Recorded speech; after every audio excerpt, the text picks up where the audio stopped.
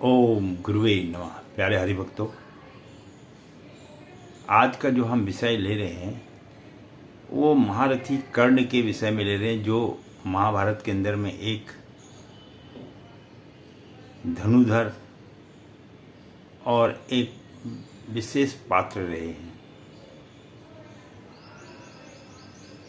कहा यह जाता है कि कर्ण जो है कुंती का, पांडवों की जो माता थी, उनके सबसे बड़े भ्राता जो थे वो थे कुंती के कुल वैसे 6 पुत्र माने गए हैं, जिसमें कर्ण सबसे बड़े हुए।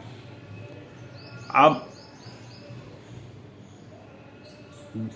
और इनके जो पिता माने गए हैं वो सूर्य भगवान माने गए। एक दिन क्या हुआ, ऋषि द्वारा बताए हुए मंत्र का श्रवण करने से विवाह किए बिना ही, विवाह से पहले जब वह कन्या थी तो उसको कर्ण की प्राप्ति हो गई, और जिसके कारण वह कुंवारेपन में ही एक पुत्र की माता बन गई। अब समाज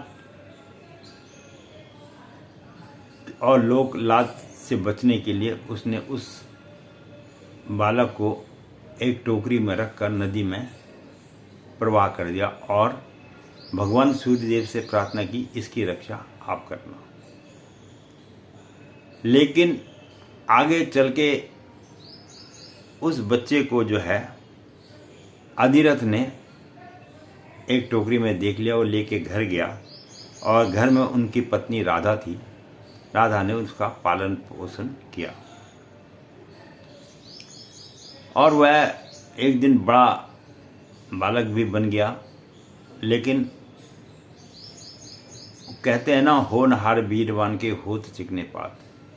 जिस बच्चे ने जीवन में कुछ करना होता है तो वह बच्चा बचपन से ही अपनी प्रतिभा दिखाने लगता है। तो कर्ण अब था तो एक विशेष सूर्य भगवान का पुत्र ही माना जाएगा, और उसके शरीर में जो है रक्त जो बह रहा था वो कुंती क्षत्रिय कुल का था, जिसकी वजह से उसके अंदर में वीर योद्धा बनने की इच्छा थी। अब जो अधिरथ था और जो राजा थी, ये छोटी जाति निम्न परिवार से थी। ऐसे में किसी ने भी कर्ण को विद्या देने के लिए तैयार नहीं थे। अंत में हार कर कर्ण ने भगवान परशुराम की शरण ली और वहाँ जाकर विद्या का अध्ययन किया, और अध्ययन करने के बाद वो एक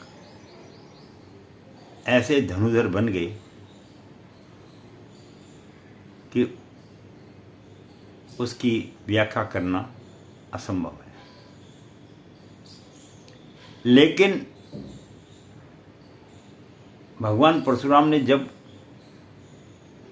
उनको विद्या सिखाई, तब उनसे उनका धर्म पूछा तो उन्होंने अपना धर्म, ब्राह्मण धर्म बताया। यहाँ पर वो थोड़ा सा झूठ बोल गए। बाकी इसकी तो लंबी कहानी है, इसके विषय में क्या बताया जाए। लेकिन इतना जरूर है कि अंत में परशुराम जी ने विद्या जब उन्हें सिखा दी तो उन्हें उनके इस झूठ बोलने पर क्रोध आया और कर्ण को श्राप दे दिया कि जिस समय आपको इस धनु विद्या की विशेष आवश्यकता पड़ेगी उस समय तुम इस विद्या को भूल जाओगे। और हुआ भी वही कि वो जब अर्जुन के साथ युद्ध कर रहे थे तो उनका रथ फंस गया, तो वह अपनी विद्या का वहाँ पर जब स्मरण करते हैं तो वह भूल जाते हैं, और वो श्राप उनको याद आ जाता है और वहाँ पर उनकी मृत्यु हो जाती है। और द्रोणाचार्य जी से भी और कृपाचार्य जी से भी इन्होंने थोड़ा बहुत शिक्षा का ज्ञान लिया था, क्योंकि ये दोनों भी महान योद्धा थे। अब कर्ण ने जो साथ निभाया वो निभाया दुर्योधन का मित्र बना और मरते दम तक दुर्योधन के प्रति उसकी निष्ठा रही। कर्ण ने 2 विवाह किए अपने, एक विरसाली से किया और एक सुप्रिया से किया, और कर्ण के जो है 10 पुत्र भी हुए। और ये जो 10 पुत्र हुए थे, ये भी महाभारत के युद्ध में कर्ण के 9 पुत्रों की मृत्यु हो गई थी युद्ध के दौरान। लेकिन एक पुत्र उनका वृषकेतु जो था वह बच गया इस युद्ध में,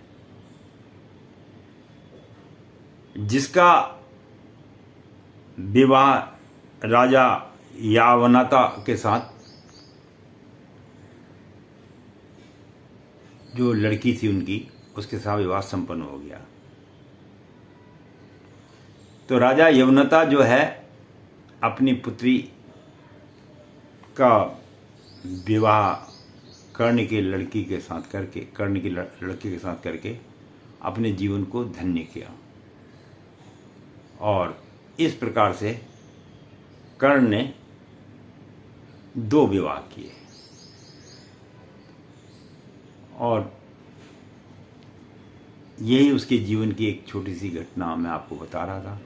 आशा करता हूँ कि आपको थोड़ा सा अच्छी लगेगी। बाकी विस्तार में फिर किसी और दिन किसी और वीडियो में करेंगे। और वीडियो देखने के लिए धन्यवाद।